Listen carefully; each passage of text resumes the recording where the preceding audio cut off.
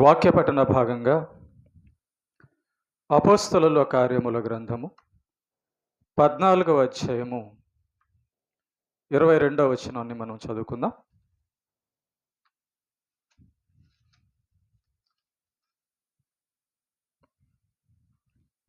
తీసిన వాళ్ళు చదవండి. శిష్యుల మనస్సులను దృఢపరచి విశ్వాసమందు నిలకడగా ఉండవలెననియు అనేక శ్రమలను అనుభవించి మనము దేవుని రాజ్యములో ప్రవేశింపవలను అనియు వారిని హెచ్చరించారు. చిన్న ప్రార్థన చేసుకుని వాక్యదానం చేద్దాం. కృపగలిగిన మా కన్న తండ్రి, మహోన్నతుడైన మా దేవ, నీ నామమునకు స్తుతి, మహిమ, ఘనత, ప్రభావములు తెలియచేస్తూ ఉన్నాం. మరొక ఆదివారపు దినాన్ని మాకు అనుగ్రహించినందుకు స్తోత్రాలు. నీ యొక్క వాక్యము ధ్యానింపబోచు ఉంటుండగా వినగల చెవులను, గ్రహించగల హృదయాన్ని, నేర్చుకునే ఆసక్తిని, మనస్సును దయచేయమని ప్రార్థన చేస్తున్నాం. అభ్యంతరపరచ చూచే సాతాను, దురాత్మ, చీకటి శక్తుల ప్రభావాన్ని తొలగించండి. నీ పక్షాన నీవు నిలబెట్టిన నీ దాసునైన నేను అల్పజ్ఞుడను, పాపిని, నిష్ప్రయోజకుడను. కేవలం నీ ప్రేమ, నీ కృపచేత నీవు నిలబెట్టావు. అందును బట్టి స్తుతిస్తూ ఉన్నాను. అన్ని విషయాల్లో నీవే మహిమ పొందమని క్రీస్తు యేసు పేరిట ప్రార్థిస్తున్నాము తండ్రి, ఆమేన్. ప్రేమైన దేవుని పిల్లారా, గత ఆదివారం మనము యోసేపు యొక్క జీవితాన్ని మొదటి భాగాన్ని మనం నేర్చుకున్నాం. ఈ వారం రెండవ భాగాన్ని నేర్చుకోబోతాం. ఈ వారము రెండవ భాగాన్ని మనము చూస్తాం. ఆది కాండము 39వ అధ్యాయాన్ని ఈరోజు మనం రెండవ భాగంగా ధ్యానం చేద్దాం. ఆది కాండము 39వ అధ్యాయాన్ని మనం ధ్యానం చేద్దాం. ప్రేమైన దేవుని బిడ్డలారా, ఇందాక వాక్య పఠన భాగంగా అపోస్తలుల కార్యము 14వ అధ్యాయము 22వ వచనంలో ఒక మాట మనం చదివాం. అనేక శ్రమలను అనుభవించి మనము దేవుని రాజ్యములో ప్రవేశించాలి అనే మాట అక్కడ మనం చదివాం. దాని అర్థం ఏంటి అని అంటే, కష్టపడకుండా దేవుడు పరలోకం ఇవ్వడు అని దాని అర్థం. నీతిమంతులుగా బతకడానికి కష్టపడకుండా, పవిత్రులుగా బ్రతకడానికి కష్టపడకుండా దేవుడు పరలోకం ఇవ్వడు అని దాని అర్థం. పనికి వెళ్తే కష్టపడితే జీతం వస్తుంది అన్నది న్యాయం, నిజం కదా. కాబట్టి ఎవరు ఊరికనే ఎవరు కనుక ఒక పనికే దాని ప్రతిఫలం ఉంటుంది కనుక దేవుడు కూడా నీతికి పరలోకం ప్రతిఫలంగా పెట్టాడు. Okay, right. దేవునికిను సాతానికి ఒక విరోధము లేదా ఒక మాట జరుగుతూ ఉంటుంది. అదేంటంటే, భూమి మీద పుట్టిన మనుషులలో సాతాను, దేవుడు ఆ మనుషుల గురించి మాట్లాడుకునేటటువంటి విషయం ఏంటంటే, ఇతడు నావాడవుతాడు చూడు అని సాతాను అంటాడు. దేవుడు, నేను అతని తండ్రిని కాబట్టి నన్ను తెలుసుకొని, నన్ను నమ్ముకొని నా రాజ్యము చేరాలి అని దేవుడు చెబుతాడు. సరే, మనుషులందరూ కూడా దేవుని యొక్క పిల్లలే, దేవుడు చేత నిర్మింపబడిన వాళ్ళే. కనుక ఎవరైతే దేవుణ్ణి తెలుసుకొని నీతిగా బతకడానికి కష్టపడతారో అలాంటి వారే దేవుని పిల్లలు అవుతారు. ఎవరైతే పాపం చేస్తూ దేవునికి దూరం అవుతారో వారందరూ కూడా సాతాను పిల్లలు అవుతారు. 2 భాగాలు. ఏబు గారి జీవితంలో కూడా మనం చూస్తే దేవునికి సాతానికి మధ్య ఏబు జీవితం కనబడుతుంది. సాతాను అంటాడు, నువ్వు అన్నం ఇస్తున్నావు, డబ్బులు ఇస్తున్నావు, ఆరోగ్యం ఇస్తున్నావు కాబట్టి అంతా బాగుంది కాబట్టి నిన్ను మొక్కుతున్నాడు. అవన్నీ తీసేయి, నిన్ను ఎక్కడ మొక్కుతాడు ఏబు అని సాతాను దేవుడితో అంటాడు.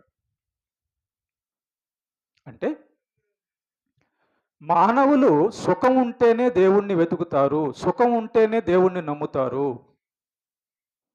కష్టాలు వస్తే నిన్ను విడిచేస్తారన్నది సాతాను అభిప్రాయం. అందుకే ఆ హవ్వ దగ్గర నుంచి, ఆదాము దగ్గర నుంచి దేవుడు సాతాన్ని మనుషుల దగ్గరికి ఎందుకు వదిలేశాడంటే, నిజంగా నన్ను ప్రేమిస్తాడా లేదా?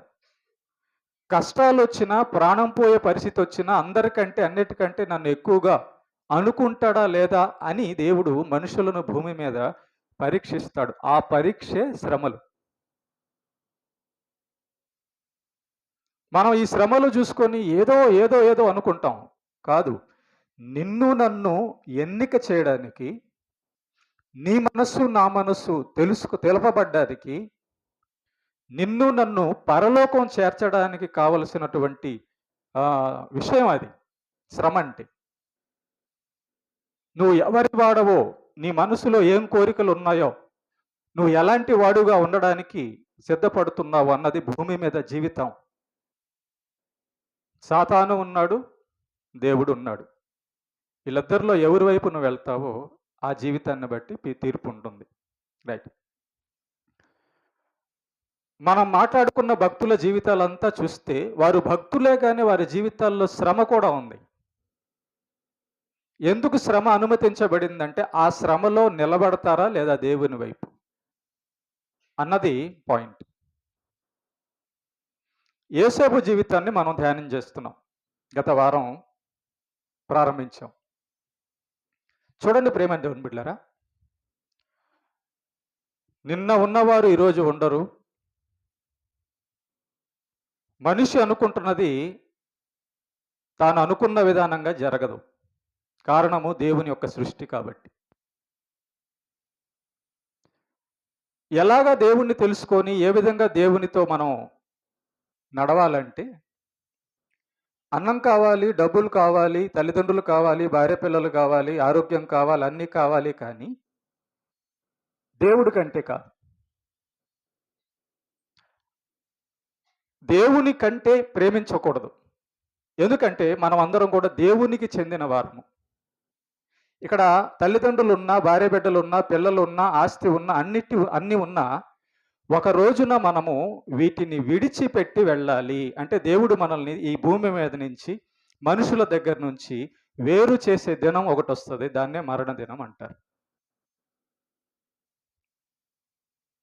కనుక ఈ లోకంలో మనకి బంధాలు శాశ్వతం కాదు, డబ్బులు శాశ్వతం కాదు, దేహం శాశ్వతం కాదు.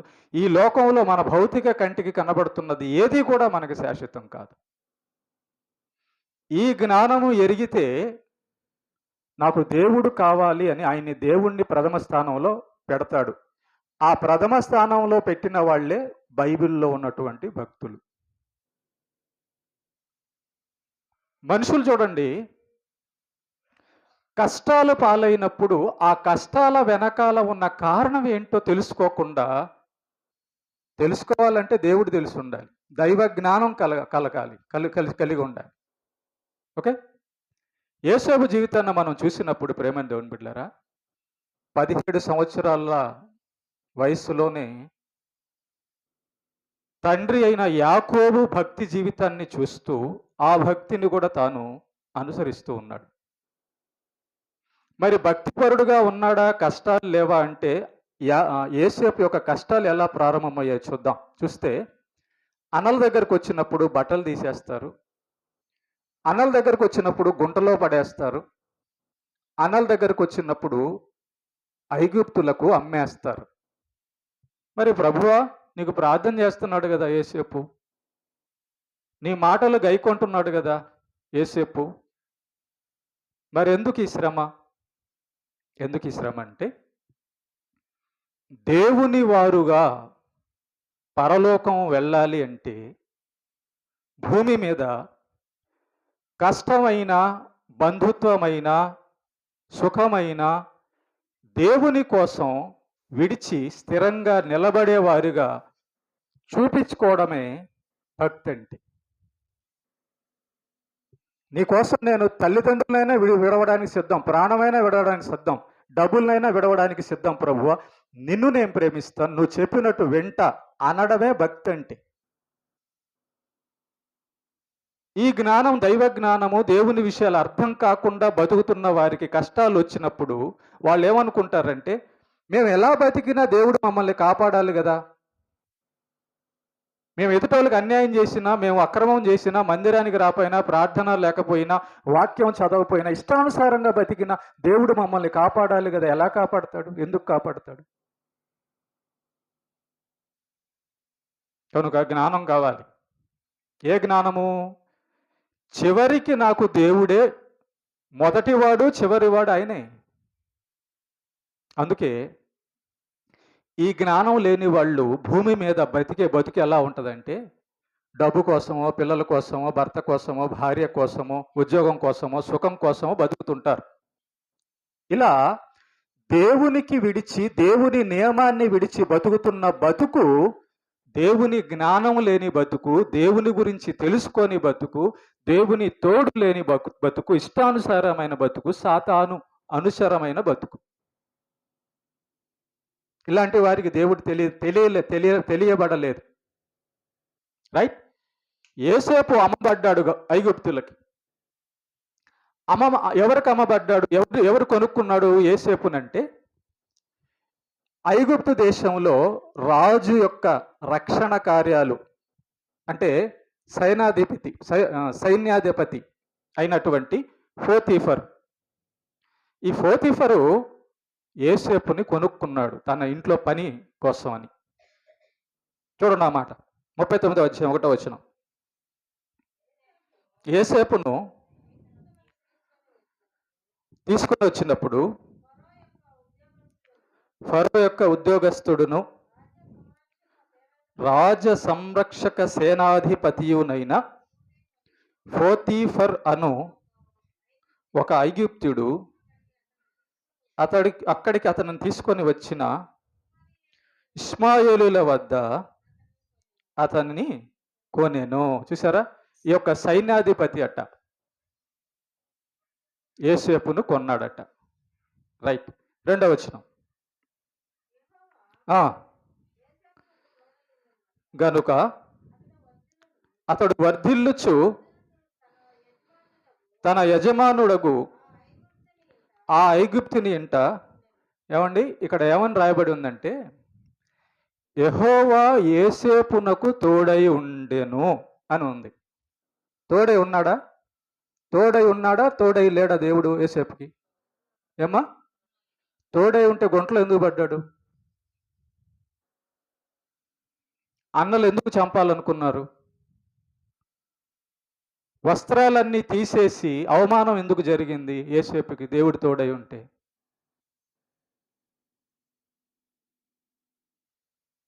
మీరేమనుకుంటారు? ఇక్కడేమో మనకి క్లియర్గా కనబడుతుంది, యోసేపుకు దేవుడు తోడై ఉన్నాడని క్లియర్గా రాసింది. కానీ యోసేపు జీవితంలో మాత్రం కష్టాలు కనబడుతున్నాయి. మన జీవితంలో కూడా, ప్రేమైన దేవుని బిడ్డారా, మన జీవితంలో కూడా యోసేపుకు దేవుడు తోడై ఉన్నా కష్టాలు ఉన్నాయి. ఆ కష్టాలకు అర్థం వేరే ఉంది, దాన్ని మనం గ్రహించాలి. సరే, చూడండి యోసేపుకు మనకి తేడా చూడండి ఒకసారి. యోసేపు గుంటలో పడినా, యోసేపు చంపబడ్డానికి ప్రయత్నం జరిగినా, యోసేపుకు అవమానం జరిగినా, యోసేపుకు దేవుడు తోడై ఉన్నాడు అంటే అర్థం ఏంటంటే, యోసేపు దేవుణ్ణి విడవలేదు. యోసేపు దేవుని నియమాన్ని విడవలేదు. యోసేపు దేవుణ్ణి నమ్మడం విడవలేదు. యోసేపుకు దేవుని మీద అనుమానం లేదు. యోసేపుకు అవిధేయత లేదు. అవిధేయత అంటే, అపనమ్మకం అంటే చెప్తాను, అర్థం చేసుకోండి. దేవుడు మనకు ఒక నియమాన్ని పెట్టాడు. ఏం నియమము?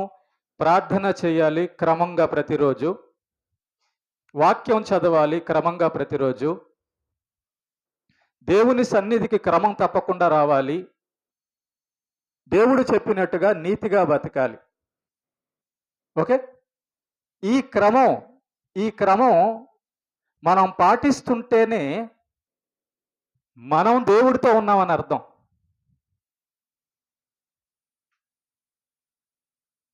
అర్థమైందా?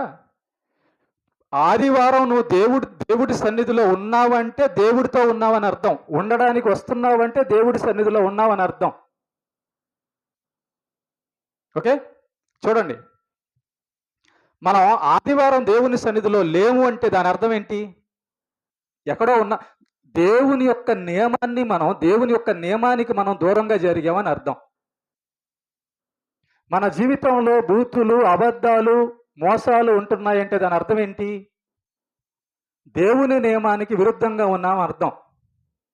మనం దేవుణ్ణి నమ్మడం లేదంటే అర్థం ఏంటి? మనం వాక్యం చదవడం లేదంటే అర్థం ఏంటి?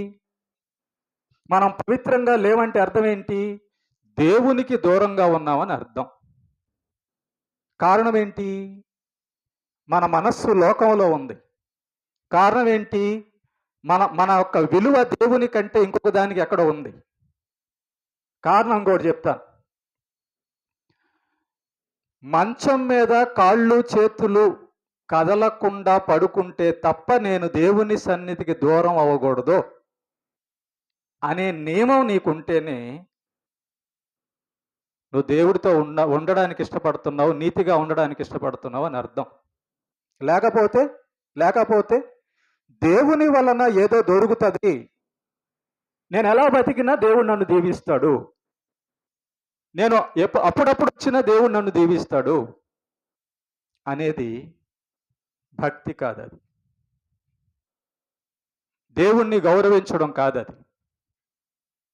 దేవుడితో ఉండాలనుకోవడం కాదది. కనుక యేసేపు జీవితం అలా లేదు. యేసేపు జీవితం దేవుడు మన ముందు పెట్టడానికి కారణం ఏంటంటే, కష్టం వచ్చినా, తల్లిదండ్రుల దగ్గర నుంచి దూరం అయినా, అన్నాదమ్ములు చంపాలనుకున్నా, ప్రాణాపాయం వచ్చినా యేసేపు ఎలా మనకు కనబడుతున్నాడంటే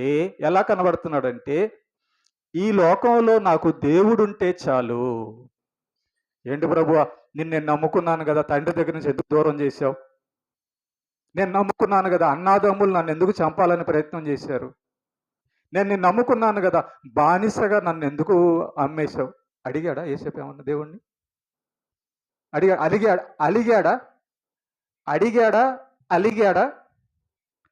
అడగలేదు, అలగలేదు. మనకి ఏదన్నా చిన్న కష్టం వస్తే చాలు, చిన్న కష్టం వస్తే, లేదా ఏదన్నా పని పడితే ఏమన్నా, నేను మిమ్మల్ని అడుగుతున్నా, చర్చికి వచ్చి దేవుణ్ణి ఆరాధించడం పని కాదా? ఇది పని కాదా? మరి నేను పనికి వెళ్ళానంటారేంటి? ఇది పని కాదా? దేవుడు చెప్పిన పని, ఇది పని కాదా? పనే. యేసేపుకి జ్ఞానం ఏమనుందంటే, దేవా, ఇక్కడ అమ్మా నాన్నలున్నా, అన్నాదమ్ములున్నా ఒకరోజు నేను నీ దగ్గరికి రావాలి కదా, నువ్వే కదా నాకు ఆధారము, నువ్వే కదా నాకు సమస్తము. ఈ జ్ఞానం కలిగిన వాడు కష్టాల్లో, నష్టాల్లో, మరణప్రాయం వచ్చినా కూడా దేవుణ్ణి విడవడు. అదే ఇందాక అపోస్తల కార్యం 14:22లో మనం చదివింది. అనేక శ్రమలు పొంది మనం దేవుని రాజ్యం పోవాలి అంటే మనం ఇక్కడ దేవుణ్ణి ప్రేమిస్తున్నావని, దేవుడి కంటే ఎక్కువగా ఏది లేదని నిరూపించుకోవాలి. అదే శ్రమ. ఆయన మనల్ని శ్రమల్లో నెట్టి తనను ఎంత ప్రేమిస్తున్నామో మనకి అర్థమయ్యేటట్లుగా చేస్తాడు. మనం ఆయన్ని ప్రేమిస్తున్నామా లేదా డబ్బుల కోసం, ఆరోగ్యం కోసం, ఇంకో దానికోసమా దేవుడు అన్నది భూమి మీద ఆయన మన జీవితం ద్వారా నిరూపిస్తాడు. రైట్. యేసేపు ఒక బానిసగా వెళ్ళిపోయాడు. బానిసగా వెళ్ళిన తర్వాత అక్కడ మనం చదువుతున్న మాట ఏంటంటే, యోసేపుకు దేవుడు తోడై ఉన్నాడట. తర్వాత చదవమ్మా. యెహోవా యోసేపుకు తోడై ఉండెను గనుక అతడు యెహోవా యోసేపునకు తోడై ఉండెను గనుక అతడు వర్ధిల్లుచు. వర్ధిల్లుచు అనే మాట దగ్గర నేను ఆగుతున్నా. అవును, ఒక నిమిషం చూడండి. వర్ధిల్లుచు అనే మాట ఉందా? వర్ధిల్లుచు అనే మాట ఉందా? ఏంటి వర్ధిల్లడం అంటే?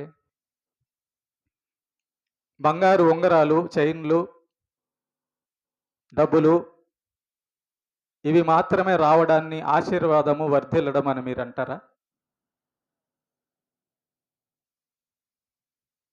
వర్ధిల్లడము అంటే రోజు రోజుకి దేవుని మీద ప్రేమ, భక్తి, విశ్వాసము, పరిశుద్ధత ఎక్కువ అవ్వడం వర్ధిల్లడం అని అర్థం.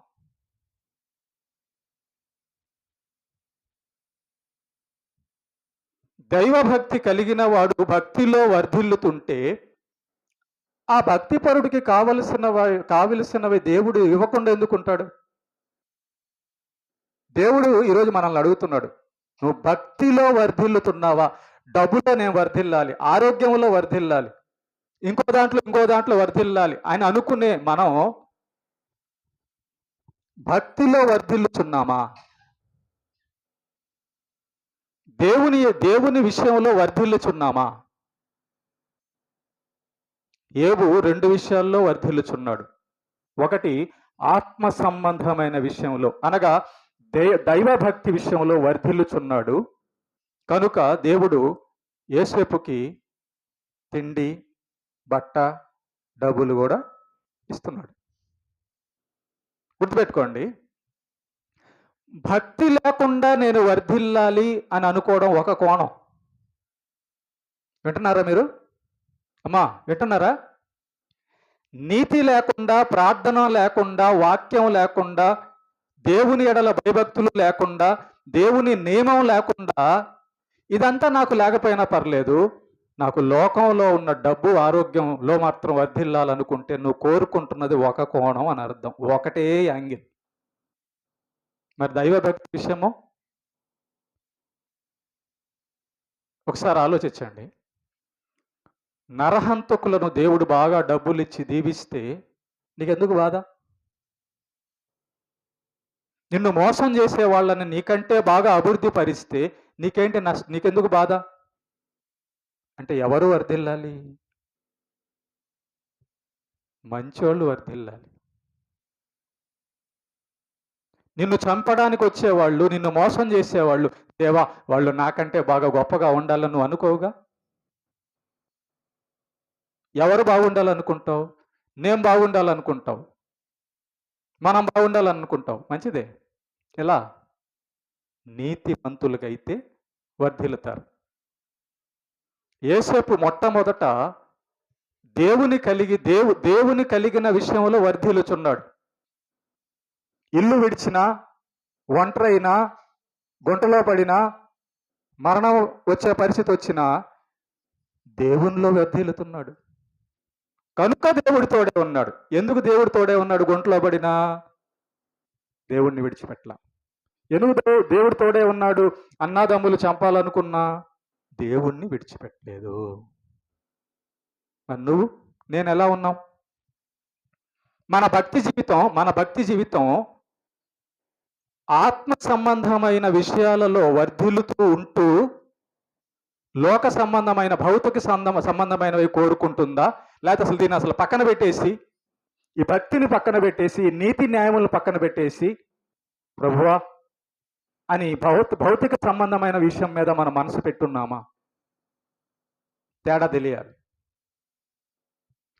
దైవభక్తిలో మొదట వర్ధిల్లుచున్నాడు కనుక యోసేపుకు దేవుడు తోడై ఉండి ఏం చేస్తున్నాడు చూడండి. ఇప్పుడు తన యజమానుడుగా ఐగుప్తు నింట ఉండెను, యెహోవా అతనికి తోడై ఉండెననియు, అతడు చేసినదంతయు అతని చేతిలో యెహోవా సఫలము చేసిననియు అతని యజమానుడు చూచినప్పుడు యోసేపు మీద అతనికి కటాక్షము కలిగెను కనుక అతని యొద్ద పరిచర్య చేయువాడయ్యను, మరియు అతడు తన ఇంటి మీద విచారణకర్తగా అతను నియమించి తనకు కలిగినదంతయు, చూడండి, యోసేపు ఎవరో తెలియనటువంటి ఒక అధికారి ఇంట్లోకి వెళ్ళాడు, బానిసగా పనివాడిగా వెళ్ళాడు.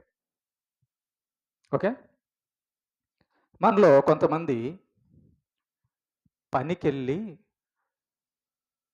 అక్కడ బంగారపు ఉంగరం ఒకటి కబోర్డ్లో కనబడింది అనుకో, ఏం నవ్వుతున్నారు? ఇంకా నేనేం చెప్పకుండా నవ్వుతున్నారు ఏంటి?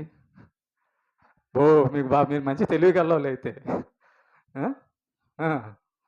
ఒక బంగారం ఉంగరం ఒకటి కనబడింది అనుకోండి, ఇది మన జేబులోకి వెళ్ళిపోతే బాగుండు అనుకుంటాం. అది మన బుద్ధి. అర్థమైందా? దీంట్లో వర్దలుతుంటాం. ఏసేపట ఎవరో తెలియనటువంటి ఒక అధికారి ఇంటికి పనివాడిగా వెళ్ళినప్పుడు ఆ అధికారి వద్ద నమ్మకంగా ఉన్నాడట. అంటే ఒక దైవ భక్తుడు ఎలా ఉంటాడో ఆ అధికారికి చూపిస్తున్నాడు. ఒక దేవుణ్ణి ఎరిగిన వాడు ఎలా ఉంటాడో ఒక రాజు యొక్క సేనాధిపతికి బుద్ధి నేర్పిస్తున్నాడు యోసేపు బానిసగా వెళ్ళాడు, కానీ అధికారి ఆశ్చర్యపోతున్నాడు యోసేపు జీవితాన్ని చూసి. యోసేపు పనివాడిగా వెళ్ళాడు, కానీ యజమాని యోసేపుకు తన ఆస్తి మొత్తం అప్పగిచ్చేసాడు. ఇక్కడ ఒకటి ఆలోచించండి. ఈ దేహాన్ని, ఈ ఆత్మని, ఈ భూమి మీద ఉన్నవన్నీ కూడా దేవుడు మనకు అప్పగిస్తే మనం సాతానుతో కలవకుండా నమ్మకంగా ఉన్నామా దేవునికి? దేవుణ్ణి మోసం చేయకుండా, దేవుణ్ణి నిర్లక్ష్యం చేయకుండా బతుకుతున్నామా? యోసేపు జీవితానికి మన జీవితానికి తేడా చూడండి. ఏ చోట వెళ్ళినా, ఎక్కడ ఉన్నా దేవుణ్ణి ఘనపరుస్తున్నాడు, దేవుణ్ణి ప్రేమిస్తున్నాడు, దేవుని నియమాన్ని పాటిస్తున్నాడు. నీతి అని అతని జీవితంలో కనబడుతుంది. దేవుడు ఏం చెబుతున్నాడో దానికి విరుద్ధంగా నేను బతకాలన్న ఆలోచన లేదు. ప్రభు, నువ్వు గుంటలో పడై, లోయలో పడై, సింహాల బోన్లో పడై, అగ్నిలో పడై, నేను చెప్పినట్టుగా నీతిగా ఉంటా. వాట్ ఏ లైఫ్ అండి! ఈ కదా జీవితాలంటే.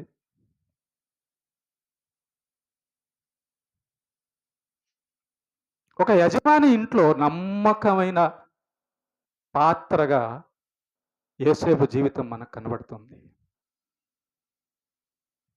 దొంగ కాదు, అబద్ధికుడు కాదు, మోసగాడు కాదు, దేవునికి విరుద్ధంగా బతికేవాడు కాదు, ఒంటరే కానీ నాకు దేవుడున్నాడు అన్న ధైర్యం యోసేపుది. ఎలా ఉంటాడు దేవుడు? ఆయన చెప్పినట్లుగా ఉంటే ఉంటాడు. అందుకే చూడండి, ఆ యజమానట తన ఆస్తి అంతా కూడా యోసేపుకు అప్పగిచ్చేసాడు. ఆస్తి ఎవరో ఒక బానిసకి, ఒక కూలి అతనికి, మీరు పనికి వెళ్తారు కదా, పనులకు వెళ్తారు కదా, ఆఫీసులకు వెళ్తారు కదా, మీ ఓనర్లు మీకు బీరువా తాళాలు ఇచ్చారా? గేటు కూడా తాళం తీరా?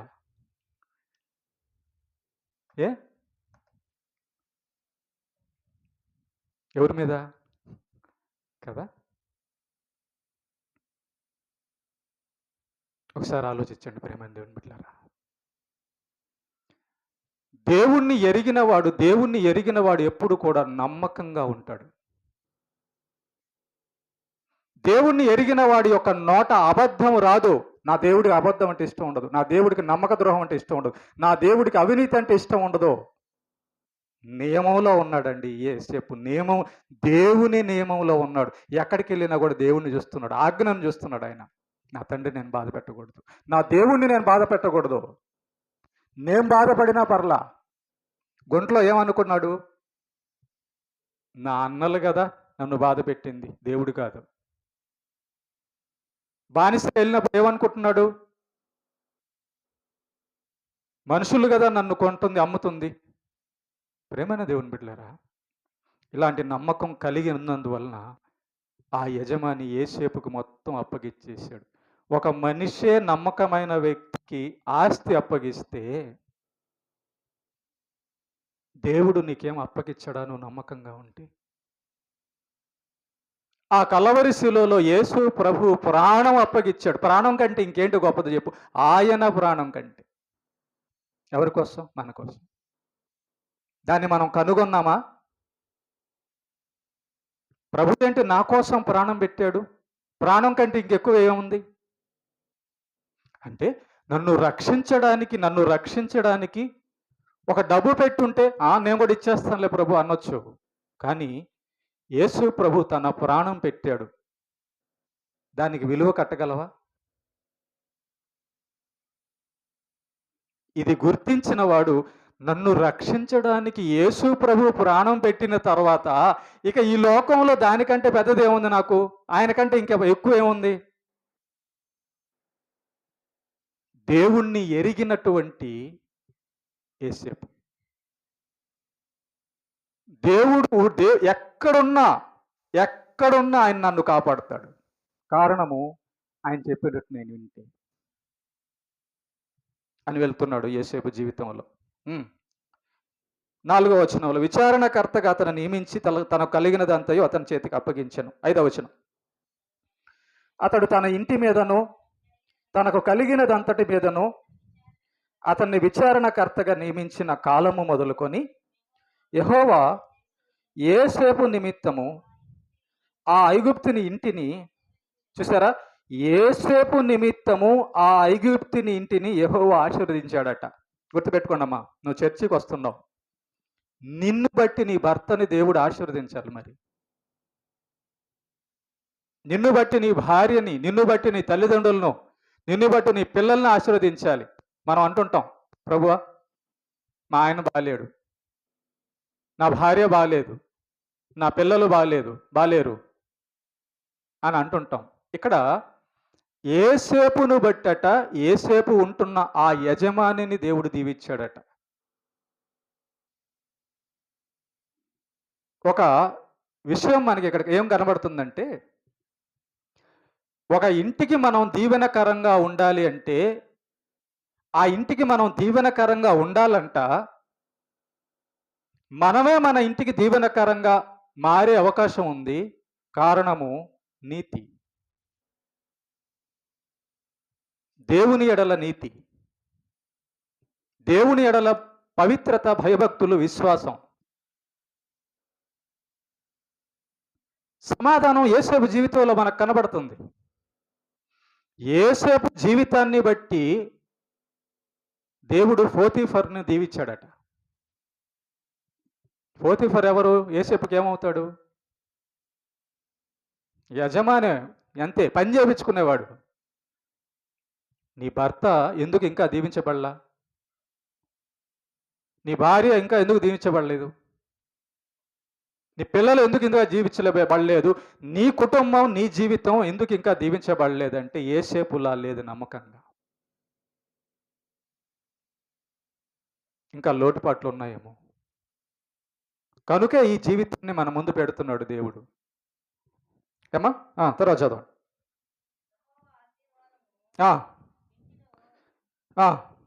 ఇంటిలోనేమి పొలములోనేమి అతనికి కలిగిన సమస్తము మీద ఉండెను. చూసారా, యెహోవా యొక్క తండ్రి యొక్క దేవుని యొక్క ఆశీర్వాదం అట.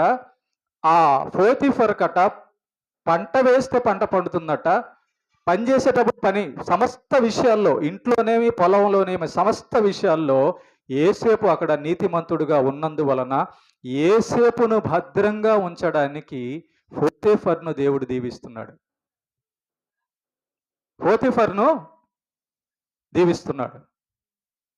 గుర్తుపెట్టుకో, దేన్ని బట్టి యోసేపుని దేవుడు దీవిచ్చాడు, పోతీఫర్ని దీవిచ్చాడు అంటే నీతిని బట్టి. నువ్వు ఉన్న స్థలం ఏదైనా కూడా అక్కడ నిన్ను కాపాడగలిగిన దేవుడు. నువ్వు ఉన్న ఇల్లు ఎక్కడైనా కూడా, నువ్వు ఉన్న స్థలం ఎక్కడైనా, నువ్వు పనిచేసే స్థలం ఎక్కడైనా కూడా కాపాడగలిగిన దేవుడు. దేవుడు కనబడకుండా లేదు, శక్తి లేకుండా ఏం లేదు. మనం నీతిగా ఉంటే దేవుడి కన్నులు మన మీదే ఉంటాయి. దేవుడి కన్నులు యేసేపు మీద ఎందుకు ఉన్నాయి? దేవుని యొక్క రక్షణ యేసేపు మీద ఎందుకు ఉందంటే, యేసేపు నీతిమంతుడుగా, నేను దేవుని ఎడల నియమం కలిగి ఉండాలన్న భక్తి జీవితంలో కట్టుబడి ఉన్నాడు. ఓకే, తర్వాత చదువుమా. అతడు తనకు కలిగినదంతయు యేసేపు చేతికి అప్పగించి, తాను ఆహారము తినుట తప్ప తనకేమి ఉన్నదో ఏమీ లేదో విచారించిన వాడు కాడు. యేసేపు రూపవంతుడును. చూడండి, ఆ యజమానట పోతిఫర్ అట ఏం పని చేశాడట అంటే, కేవలం అన్నం టయానికి అన్నం తినడం, పనుకోవడం తప్ప, తన యొక్క రాజ్య కార్యాలు తప్ప, ఇక ఇంట్లో ఏముందో, ఇల్లు ఎలా జరుగుతుందో ఏది కూడా విచారణ చేయకుండా యేసేపు మీద ఇంటి బాధ్యతలంతా వదిలేశాడంటే ఎంత నమ్మకస్తుడో యేసేపు. ఎంత మంచోడో యేసేపు. ఒక పనోడికి ముఖముఖం తెలియని ఒక బానిసని ఆ అధికారి సైన్యాధిపతి నమ్మి తాళాలు అప్పగిచ్చేసాడు మొత్తం. కనుక యేసేపుకు దేవుడు తోడే ఉన్నాడు. ఆ యజమానట యేసేపును చూసినప్పుడు, ఆ క్యారెక్టర్ చూసినప్పుడు, ఆ భక్తి చూసినప్పుడు, ఆ యజమాని ఒక మాట అంటున్నాడు. ఏమని అంటున్నాడంటే, ఇదిగో 3వ వచనం చూడండి ఒకసారి. అతని యజమానుడు, 3వ వచనం, యెహోవా అతనికి తోడై ఉండెను, అతడు చేసినదంతయు అతని చేతిలో. చూసారా, ఈ యజమానుడు కనిపెడుతున్న విషయం యేసేపు విషయంలో, యెహోవా అతని చేతిలో యెహోవా సఫలము చేసిననియు అతని యజమానుడు చూచినప్పుడు. ఆ పోతిఫర్ ఏం చూశాడంట తెలుసా? యేసేపుకి దేవుడు తోడై ఉన్నాడని గుర్తించాడట. యేసేపుకి దేవుడు తోడై ఉన్నాడని కనిపెట్టాడట. ప్రేమని దేవుని బిడ్డలారా, దేన్ని బట్టది? యేసేపుకు దేవుడు తోడై ఉన్నాడని ఆ సైన్యాధిపతి ఎలా కనిపెట్టాడంటే, యేసేపు మాటలో అబద్ధం లేదు, ప్రవర్తనలో తప్పు లేదు, నమ్మకంగా ఉంటున్నాడు, మంచోడుగా ఉన్నాడు, ఎక్కడ కూడా అసలు లోపం లేదు, దైవభక్తి కనబరుస్తున్నాడు. దైవభక్తి కనపరుస్తున్నందువలన ఈ యొక్క యజమాని కనిపెడుతున్నాడు, ఓహో ఇతనికి దేవుడు తోడే ఉన్నాడు, ఇతనిలో దేవుడు ఉన్నాడు. దేని బట్టి? క్యారెక్టర్. దేని బట్టి అంటే క్యారెక్టర్. ఒక యజమాని, ఒక మనుష్యుడు ఇంకొక మనిషిలో దైవ లక్షణములు కనిపెట్టగలిగినటువంటి క్యారెక్టర్ కనబడాలి మనలో. నువ్వు అబద్ధాలు చెప్పవమ్మా, నువ్వు తప్పు చేయవమ్మా అని దేన్ని బట్టట?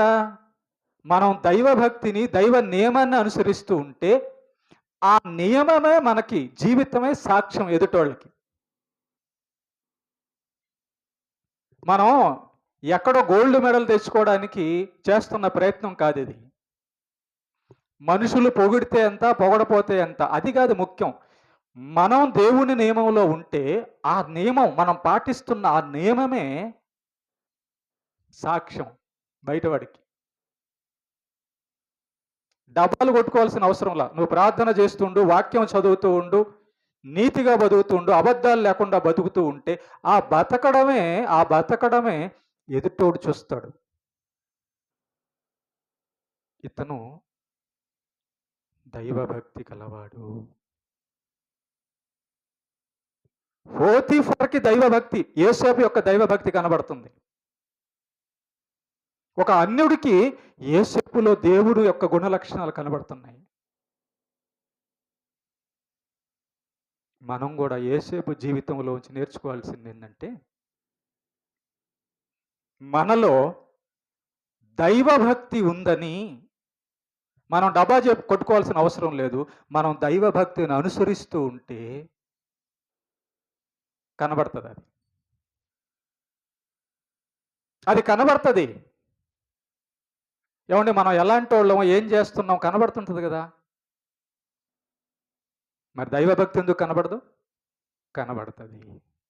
ఏసేపులో అది అది చూశాడట. ఎవరు? పోతిఫర్ చూసి అప్పుడు ఏం చేశాడు? ఇదిగో నాయన, నా తాళాలు, నా బీరువా తాళాలు అంత నీకే. మరి అంతకుముందు అంతమంది పనివాళ్ళు ఉన్నారు, వాళ్ళందరికీ ఇవ్వలా. వాళ్ళ ఇంట్లో మరి సైన్యాధిపతి అంటే చాలామంది పనులు ఉంటారుగా, వాళ్ళందరికీ ఇవ్వనటువంటి తాళాల గుత్తి యొక్క నమ్మకం అప్పగింత ఏసేపుకి ఎందుకు ఇచ్చాడంటే, ఏసేపు భక్తిని కనబరుస్తున్నాడు, అక్కడ నమ్మకాన్ని కనబరుస్తూ ఉన్నాడు. Okay, right. తర్వాత చూద్దాం 7వ వచనం, 6వ వచనం. ఏసేపు రూపవంతుడు సుందరునై ఉన్నాడు. 7వ వచనం చదువుదాం. అటు తర్వాత అతని యజమానుని భార్య ఏసేపు మీద కన్ను వేసి తనతో శయనించుమని చెప్పెను. అయితే అతడు ఒప్పక, నా యజమానుడు తనకు కలిగినదంతయు నా చేతికి అప్పగించెను కదా, నా వశమున తన ఇంటిలో ఏమి ఉన్నదో అతడు ఎరుగడు. ఈ ఇంటిలో నాకంటే పైవాడు ఎవడనూ లేడు. నీవు అతని భార్యవైనందున నిన్ను తప్ప మరి దేని నాకు అప్పగింప ఉండలేదు. కాబట్టి నేను ఎట్లు ఇంత ఘోరమైన దుష్కారము చేసి దేవునికి విరోధముగా పాపము కట్టుకుందునని తన యజమానుని భార్యతో, జాగ్రత్తనండి, పోతిఫరు సైన్యాధిపతి, చాలా డబ్బు పలుకుబడి ఉన్నాడు. ఓకే, ఆ సైన్యాధిపతి యొక్క ఇంట్లోకి వెళ్తే ఏసేపు అందగాడు, సుందరుడై ఉన్నాడు. ఏసేపు యొక్క భార్య పోతిఫర్ యొక్క భార్య ఏసేపు మీద కన్నేసిందంట. ఇంత మంచి అవకాశం ఎవరన్నా పోగొట్టుకుంటారా? మనం పోగొట్టుకోవాలా కదా? మనం పోగొట్టుకున్నావా? మనం పోగొట్టుకోవాలా? అదండి ఏసేపుకి మనకి తేడా. డబ్బుకి డబ్బు, సుఖానికి సుఖం. సైన్యాధిపతి భార్య స్వయంగా ఆమె కోరుకుంటుంది ఏసేపుని. డబ్బు వస్తుంది, సుఖం వస్తుంది. దేవుడి దగ్గర పని ఏంటండి అని మనం అనుకుంటాం. కానీ ప్రేమ దేవుని బిడ్డలారా, ఏసేపు ఒంట్రోడు. సైన్యాధిపతి భార్య కోరుకుంటుంది. సైన్యాధిపతి భార్య అంటే డబ్బు ఇస్తుంది, సుఖం అన్నీ దొరుకుతాయి. ఏం చేసేవచ్చుగా. ఏసేపు అంట కట్టుబడి ఉన్నాడట. దేనికి? దేవుని నియమమునకు కట్టుబడి ఉండేను అని రాయబడింది. బంధుమిత్రులు లేరు, తెలిసిన వాళ్ళు లేరు. ఒంటరిగా తప్పు చేసేసి నేనేం తప్పు చేయలేదని యాక్టింగ్ చేయొచ్చు ఏసేపు. అబద్ధాలు చెప్పొచ్చు. ఏసేపు తన యజమానిని మోసం చేయొచ్చు. కారణము, యజమాని భార్యగా కోరుకుంటుంది. ఏం జీవితాలండి. ఏసేపు అంటున్న మాట చూడండి ఒకసారి. ఏమంటున్నాడు అక్కడ 9వ వచనంలో, నీవు అతని భార్యవైనందున నిన్ను తప్ప మరి దేనిని నాకు అప్పగి, నా యజమానుడు నన్ను నమ్మాడమ్మా. అమ్మా తల్లి, నీ భర్త ఉన్నాడే, ఆయన నా యజమానుడు. అతడు అన్నం తినడం, పని చేసుకోవడం, నిద్రపోవడం తప్ప ఇంకా ఏది కూడా చేయడం లేదు. నాకు అప్పగిచ్చేసాడు. ఏ పనైనా, డబ్బులు లెక్క పెట్టే పైన, పొలం అయినా, ఏదైనా కూడా నాకు అప్పగిచ్చేసాడమ్మా నీ భర్త. ఎందుకంటే నన్ను నమ్మాడు. నన్ను నీ భర్త నమ్మాడే. ఆ నమ్మకాన్ని నేను పోగొట్టుకునేదా? నీ భర్త ఎంత మంచోడో తెలుసా, నన్ను నమ్మాడు, ఆ నమ్మకాన్ని నేను పోగొట్టలేనంటూ కింద అంటున్నాడు చూడండి. ఇంకా కాబట్టి నేనెట్లు ఇంత ఘోరమైన దుష్కార్యము చేసి దేవునికి విరోధముగా పాపము కట్టుకొందును. చూసారా, యేసేపు యొక్క ఆలోచనలు, మాటలు, ప్రవర్తన అంతా కూడా ఏమని ఉందంటే, నేను దేవుని నియమంలో ఉన్నానా లేదా, దేవుడు చెప్పినట్టు చేస్తున్నానా లేదా, అది ఉంది యేసేపు యొక్క మనసులో, జీవితంలో. అందుకే ఆ పోతీఫరు భార్య యేసేపును కోరుకున్నప్పుడు ఏమంటున్నాడు తెలుసా, ఇలాంటి ఘోరమైన పని చేసి నేను దేవునికి విరుద్ధంగా ఎట్లా ఇంత ఘోరమైన పాపం చేస్తాను, పాపం కట్టుకుంటాను. నీ భర్త నన్ను నమ్మాడే.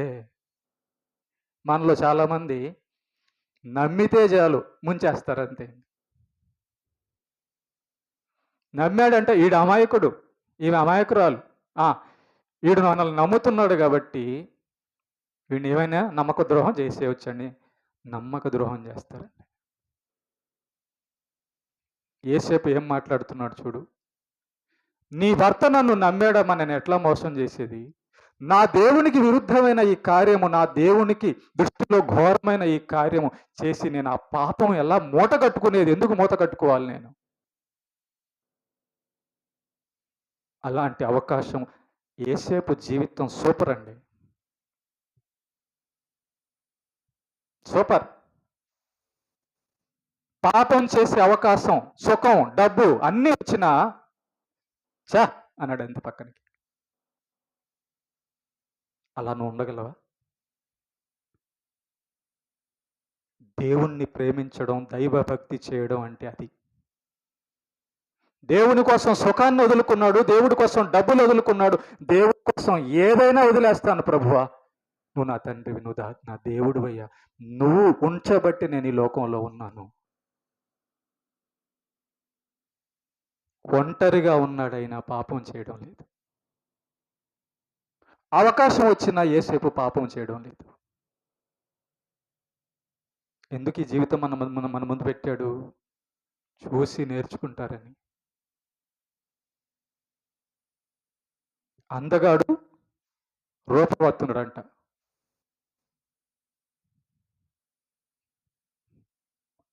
మనకి చూడండి, మన ఒళ్ళును చూసుకొని, మన అందాన్ని చూసుకొని, మనం నేను అందగత్తెను కదా, నేను అందగాడిని కదా అని చెప్పని రకరకాల విధాలుగా గర్విస్తుంటారు. యేసేపు తన అందాన్ని చూసుకోలేదు. తాను అందగాడు కదా అని 10 మందితో తప్పు చేయడానికి యేసేపుకి ఇష్టం లేదు. అసలు దేహం ఇచ్చింది ఎవరు? ఆయనే కదా అని యేసేపు నమ్మకంగా ఉన్నాడమ్మా. ఓకే, తర్వాత చదువు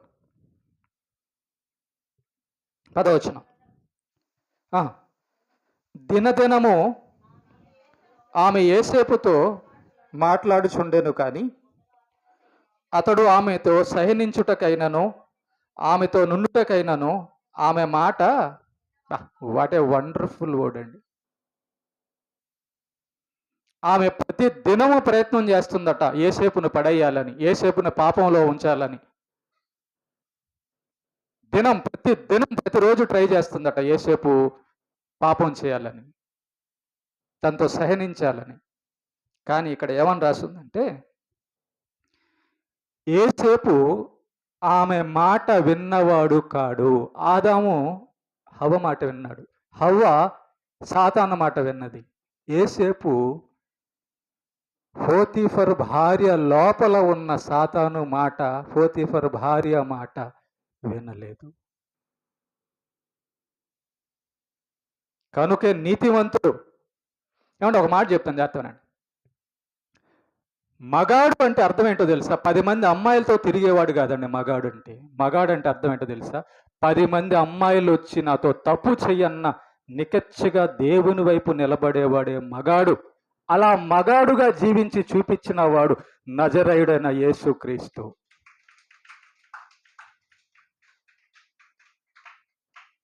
అదే క్యారెక్టర్ యేసేపులో కనబడుతుంది. అదే క్యారెక్టర్. మగాడంటే ఎవరు అనుకుంటున్నారు? 10 మందితో తిరిగేవాళ్ళు కాదు మగాడంటే. నీతిగా నిలబడేవాడు, పాపాన్ని జయించేవాడిని మగాడు అంటారు. కత్తి పట్టుకొని, గొడ్లు పట్టుకొని, ఇంకోటి చేసి కొట్టడం. వాళ్ళు కాదు మగాళ్ళు. మగాళ్ళు అంటే నీతిగా దేవుని ఎదుట నిలబడతారు చూసావు, వాళ్ళని మగాడు అనాలి. యేసేపు మగాడు. డబ్బుకు లొంగలేదు, స్త్రీకి లొంగలేదు, సుఖానికి లొంగలేదు, దేవునికి ఒక్కడికే విధేయత చూపించాడు. చూసారా ఇప్పుడు ఏం చేసిందో స్త్రీ? చూడనా 11వ వచనం.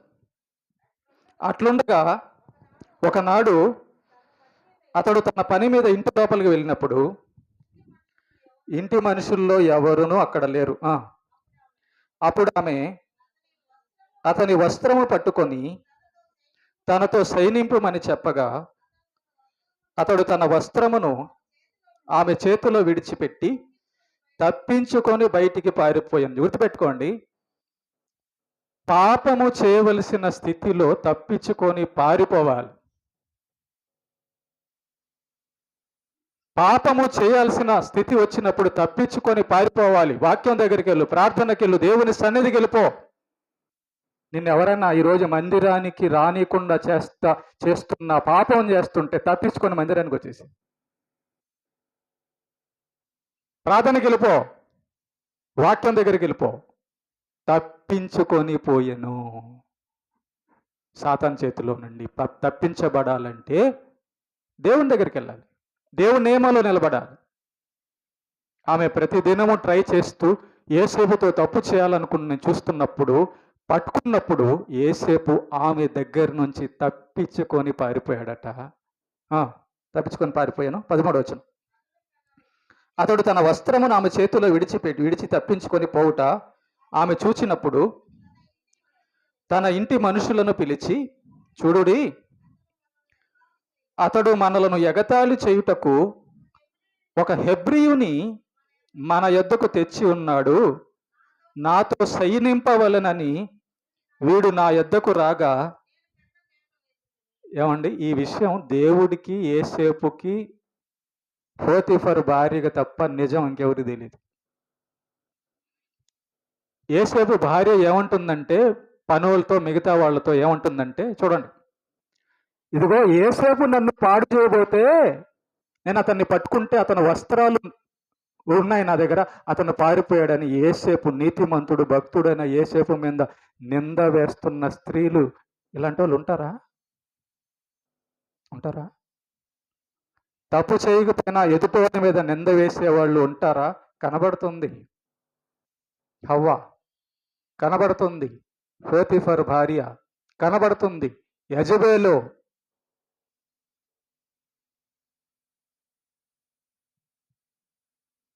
తన భర్తని మోసం చేసిన పోతీఫర్ భార్య తన భర్తని ఏమంటుంది తెలుసా? ఇదిగో మా ఆయన ఏం పని చేశాడో తెలుసా? మా ఆయన ఏం పని చేశాడు? భర్త మీద నిందేస్తుంది చూడు. ఏం చేశాడు తెలుసా? ఒక హెబ్రీని తీసుకొచ్చాడు, నేను తప్పు చేయడం, నన్ను బలవంతం చేయడానికి వాడిని తీసుకొచ్చాడు అని భర్త మీద నిందేస్తున్న దుష్టురాలు. భర్త అందుకు తెచ్చాడా యేసేపుని? భర్త మీద కూడా నేరం వేస్తుంది, యేసేపు మీద కూడా నేరం వేస్తుంది. నేరం వేసి ఏం చెబుతుంది? 15వ వచనం. నేను బిగ్గరగా కేక వేయుట వాడు విని నా దగ్గర తన వస్త్రమును విడిచిపెట్టి తప్పించుకొని బయటికి పారిపోయినని వారితో చెప్పి అతని యజమానుడు ఇంటికి వచ్చే వరకు. చూసారా ఏమండి, యేసేపు ఏమన్నా ఆమెకి ఏమన్నా చేశాడండి? అన్యాయం చేశాడా? యేసేపుది ఏమన్నా తప్ప అండి? మరి ఏంది పగబడుతుంది యేసేపు మీద? ఎందుకు పగబడుతుందంటే, తాను ఏదైతే అనుకున్నదో అది యేసేపు జరగనివ్వలా. తన ఇష్టం, తన కోరిక, తన పాపము ఏసేపు కొనసాగనివ్వల. అందుకే ఏసేపు మీద కుట్ర, ఏసేపు మీద కోపం. యేసుని ఎందుకు చంపేశారమ్మా? ఎందుకే? మంచిగా బతుకుతున్నాడని, న్యాయంగా బతుకుతున్నాడని, తప్పులెత్తి చూపిస్తున్నాడని, ఎలా బతకాలో చూపించాడని, పేదోళ్ళని కనికరిస్తున్నాడని, పరిశుద్ధంగా బతుకుతున్నాడని యేసు ప్రభుని చంపేయాలనుకున్నారు. అన్యాయాన్ని ఎదిరిస్తున్నాడని. ఈ పోతీఫరు భార్య కూడా యేసేపు మీద నిందలు మోపుతుంది. గుర్తుపెట్టుకోండి, ఇక్కడ మనం దేవుడు రాయించినటువంటి చరిత్రను చూస్తున్నాం. యేసేపుకి, పోతీఫరు భార్యకి, దేవుడికి తప్ప ఈ విషయం ఇంకా నాలుగో కంటికి తెలియదు. మీలో కొంతమంది తీర్పు ఇచ్చేస్తుంటారు. ఏమని? ఒక అమ్మాయో లేకపోతే ఒక స్త్రీ వచ్చి, ఇదిగో ఫలానా అతను తప్పుడోడు అని అనింది అనుకో స్త్రీ, ఈమె ఆడామని చెప్పింది కాబట్టి నిజమే ఉంటుంది అంతే. మరి ఇప్పుడు ఏం చేద్దాం? ఈమెను ఏం చేద్దాం? దేవుడే చెప్తున్నాడు, పోతీఫరు భార్య యేసేపు మీద నేరం వేస్తుందని. కానీ ఏం జరిగిందో చూస్తారా? చూడండి, కింద చదవండి అమ్మా. 17వ వచనం. అప్పుడు ఆమె తన భర్తతో ఈ మాటలు చొప్పున చెప్పెను.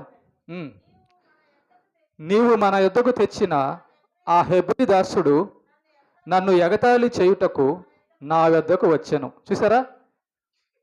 అసలు యేసేపు దగ్గరికి పోతీఫర్ భార్య వెళ్ళిందా? పోతీఫర్ భార్య దగ్గరికి యేసేపు వెళ్ళాడా? ఎవరి చేత పాపం చేయాలి, ప్రేమించాలనుకున్నారు? కానీ ఆమె ఏం చెబుతుంది? రివర్స్లో చెబుతుంది, యేసేపే నన్ను పాడు చేయడానికి వచ్చాడు. ఇలాంటివి ఉంటాయమ్మా సాతాను వల్ల పడిన వాళ్ళ జీవితాల్లో. త్వరపడి నిర్ణయాలు తీసుకోబాకండి, త్వరపడి నిందలు వేయబాకండి, త్వరపడి ఇది చేసుకోబాకండి. భర్తతో చెబుతుంది, నువ్వు ఒకడిని తీసుకొచ్చావు కదా, వాడు మంచోడు అనుకుంటున్నా, చెడ్డదెవరు? ఏమి? కానీ నింద నమ్మకస్తుడైన నీతిమంతుడైన యేసేపు మీద నింద మోపుతుందండి. ఎంత అవమానపడి ఉంటాడో పాపం యేసేపు, ఎంత బాధపడి ఉంటాడో యేసేపు. బాధపడి ఉంటాడా? తర్వాత చదవండి. నేను బిగ్గరగా కేక వేసినప్పుడు వాడు తన వస్త్రము నా దగ్గర విడిచిపెట్టి తప్పించుకొని బయటికి పారిపోయిన నేను. కాబట్టి అతని యజమానుడు, ఇట్లు నీ దాసుడు నన్ను చేశానని తన భార్యతో తనతో చెప్పిన మాటలు విన్నప్పుడు కోపముతో మండిపడ్డాడు. ఏం తెలుసు పాపం భర్తకి? యేసేపు నీతిమంతుడు అనేది కనిపెట్టాడు, యేసేపు మంచోడు కనిపెట్టాడు. కానీ ఇక్కడ ఒక మాట చూడండి, అతను చాలా నమ్మకస్తుడు కదా, చాలా నీతిమంతుడు కదా, నేను చూసినప్పుడు చాలా దైవభక్తుడిగా ఉన్నాడు కదా, అతను ఈ పని ఎందుకు చేసి ఉంటాడు అని ఆలోచించాల. కారణం ఏంటంటే చెప్పింది ఎవరు? స్త్రీ. మీలో ఒక సామెత ఉంటుంది,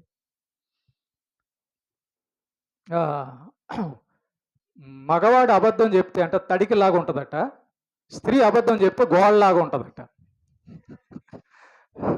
అర్థమైందా? ఏదమ్మా అట్లా చూస్తున్నారు? సామెత ఉంది లోకంలో. పురుషుడు అబద్ధం చెప్తే సందులుగా తడికిలాగా ఉంటుంది, అది వెళ్ళిపోద్ది, అది నిలబడదు. తడికంటే నిలబడదు. అది గోడ చూడు ఎట్టుంటుంది, బలంగా ఉంటుంది అన్నమాట.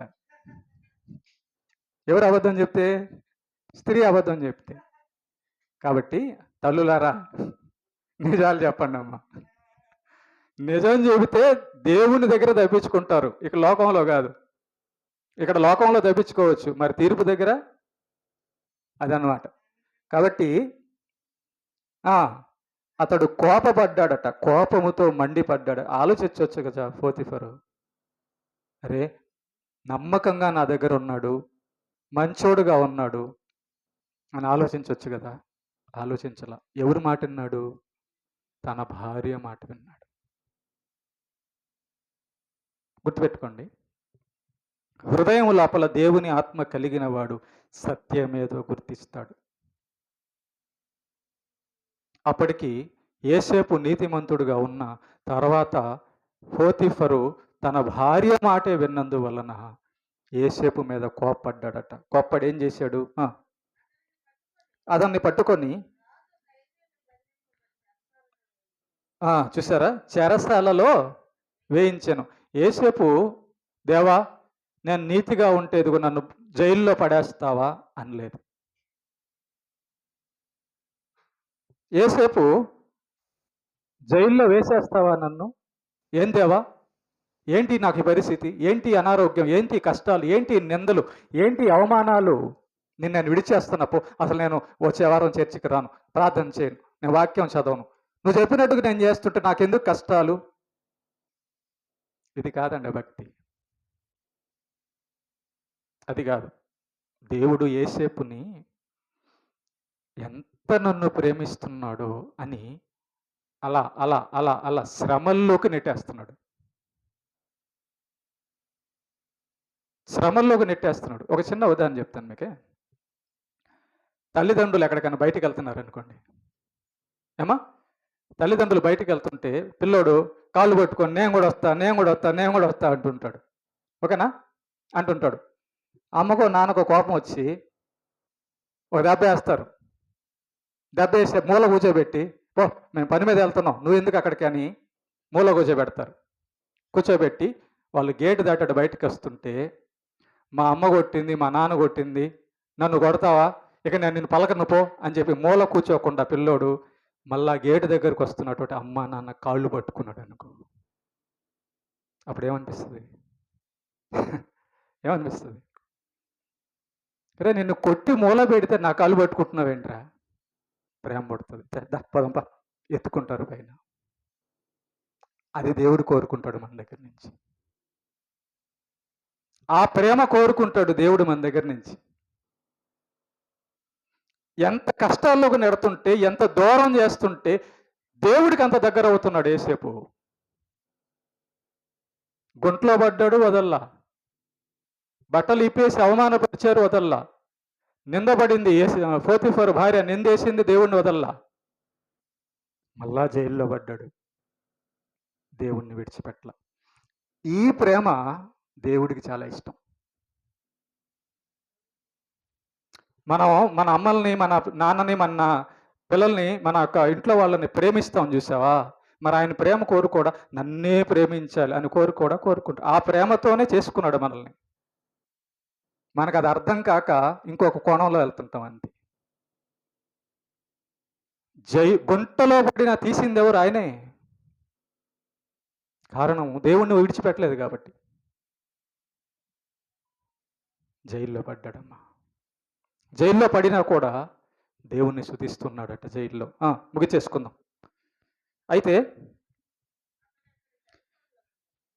21వ వచనం. అయితే యెహోవా, ఆగమ్మా, యోసేపునకు ఎక్కడ తోడున్నాడమ్మా? జైల్లో పడ్డాడు కదా, ఎక్కడ తోడున్నాడు? నిందలు పడ్డాయి కదా, ఎక్కడ తోడున్నాడు దేవుడు? బానిసగా వెళ్ళాడు కదా. గుర్తెరగాల. మనోనేత్రము కలిగిన వారైతే ఒక భక్తునికి కష్టాలు వస్తున్నా ఆ కష్టాలు ఎందు నిమిత్తం వస్తున్నాయో మనం గుర్తించగలిగేవారుగా ఉండాలి. తప్పు చేయకుండా మనం అనేక శ్రమలు అనుభవించి పరలోక రాజ్యం వెళ్ళాలంటే దీని అర్థం అది. ఈ లోకంలో సాతాను ఉన్నాడు, అవినీతి పరులు ఉన్నారు, దుర్మార్గులు ఉన్నారు, భక్తిహీనులు ఉన్నారు. కాబట్టి ఈ లోకంలో మనం దేవుడు చెప్పినట్టు బతుకుతున్నప్పుడు వాళ్ళు మనల్ని పడగొట్టాలని, పాడు చేయాలని చూస్తుంటారు. ఆ కష్టాలు వస్తాయి. ఆదాము దగ్గర నుంచి, హవ్వ దగ్గర నుంచి ఈ భూమి మీద ఉన్న చివరి మనిషి వరకు సాతాను ట్రై చేస్తాడు పాపంలో పడేయడానికి, కష్టాల్లో పడేయడానికి. నిలబడి కష్టంలోనైనా, మరణం వచ్చిన నిలబడి దేవుడితో పాటు ఆయన చెప్పినట్టు నేను ఉంటాను అనేవాళ్లే దేవుని బిడ్డలు, భక్తిపరులు, పరలోకానికి వెళ్ళేవాళ్ళు, యోసేపు లాంటి వాళ్ళు. 21వ వచనం. అయితే యెహోవా యోసేపునకు తోడై ఉండి అతని యందు కనికరపడి అ- అతని మీద చెరసాల యొక్క అధిపతికి కటాక్షము కలుగునట్లు చేశాను. చూసారా? దే కష్టాల్లో పడుతున్నాడు యోసేపు, కానీ దేవుడు తోడుగా కాపాడుతున్నాడు. గుంటలో పడ్డాడు, కానీ బయటికి తీశారు. బానిసగా వెళ్ళాడు, బానిసయ్యాడు, కానీ యజమానిగా చేశాడు. నిందపడింది, జైల్లో పడ్డాడు, కానీ ఆ జైలు అధికారికి యోసేపు మీద ప్రేమ కలిగేటట్టుగా చేశాడు దేవుడు.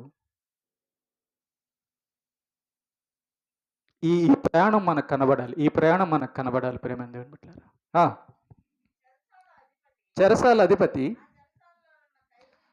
అందరినీ ఎందుకు? యోసేపు నేరస్తుడు కదా, జైల్లో ఎందుకు పడ్డాడు యోసేపు? నేరం చేశాడని.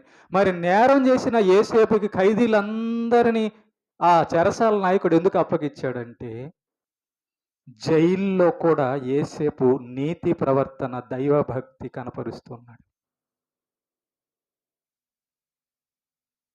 గుర్తుపెట్టుకోండి,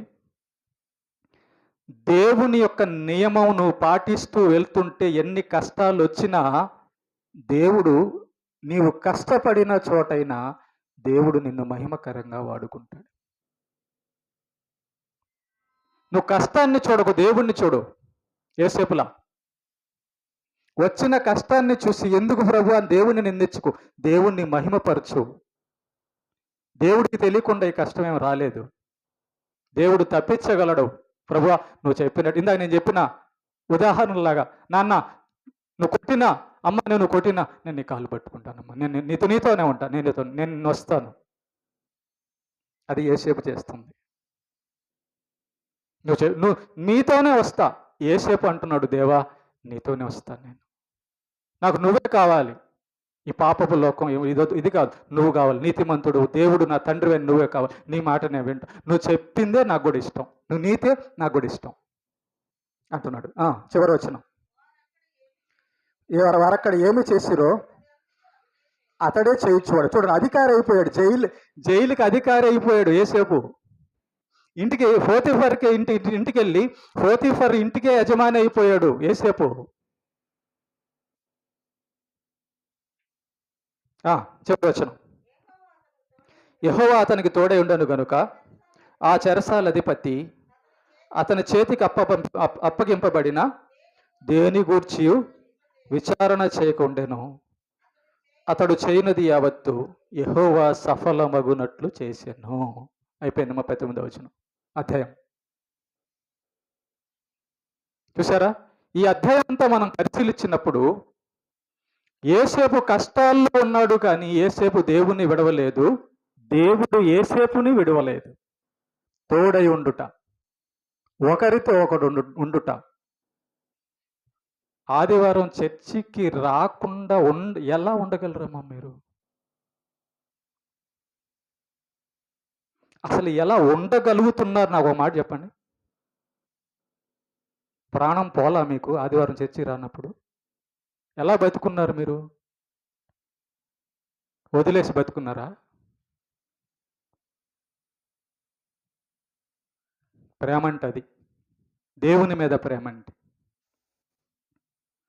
యోసేపులా దేవుని కోసం భక్తి చేయాలండి, ప్రేమించాలండి. మనం అడుగుతుంటాం, దేవా నువ్వు నాకు అయ్యా చూడ ఏముందయ్యా నా జీవితంలో, నాకు ఏం చేశాడు దేవుడు, అంత కష్టాలు. ఇలా అన్నాడు యోసేపు. ఏం అర్థమైందని మనకు దేవుని గురించి? దేవుని గురించి అర్థమైతే, దేవుడి గురించి అర్థమైతే ఎంత కష్టంలోకి వెళ్తుంటే అంత దేవుణ్ణి స్తుతిస్తాం. ఏబులా యోసేపులా. నన్ను ఎందుకు విడిస్తాడు నా దేవుడు, నా తండ్రి? కష్టాల పైన సముద్రంలో ఉన్న, అగాధములో ఉన్న, అగ్నిలో ఉన్న, సింహాల బోనులో ఉన్న నా దేవుడు నన్ను విడవడం. యోసేపు చరిత్ర 2వ భాగం. దేవునికి మహిమ కలుగును గాక. రెడ్ నొక్కు.